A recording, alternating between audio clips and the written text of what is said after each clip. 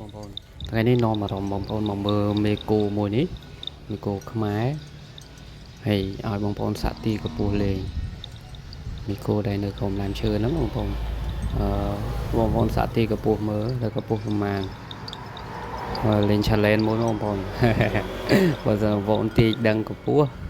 ខ្ញុំគិតថាបងប្អូនពិតជាច្បាស់នឹងគោមែនតើណាបងប្អូនអាចស្មានដឹងណាហើយមេគោនេះខ្ញុំឃើញសម្បីតែខ្ញុំក៏ឃើញស្អាតចាប់អារម្មណ៍អញ្ចឹងហើយខ្ញុំចង់ឲ្យបងប្អូនសាកចូលរួមទាយតែកពស់មេគោនឹងប្រមាណបងប្អូនអាចទាយបានហើយមេនេះមេខ្មែរបងប្អូនស្អាតណាស់ហើយកូនខ្ញុំអត់ទាន់ដឹងថាវាកូនប្រមាណដងទេខ្ញុំអត់ទាន់ដឹងដែរតែឥឡូវនេះខ្ញុំចង់ឲ្យបងប្អូនទាយកពស់ប្រមាណហើយបងប្អូនណាដឹងបងប្អូនអាចខមមិនបានហើយបើបងប្អូនច្បាស់ត្រូវទាយត្រូវមកខ្ញុំគិតថាបងប្អូនពិតជាពូកែក្នុងការមើលគោស្មានដឹងតែម្ដងណាខ្ញុំសូមទៅសារហ្នឹងណាបងប្អូនហើយបងប្អូនមើលរូបរាងគេស្អាតណាស់នេះគេហៅថារាងច្បាលមូស្អាតបងប្អូនហើយបើដាក់បាល្អទីកូនកាត់មកធានានឹងអែមនេះមិនអញ្ចឹង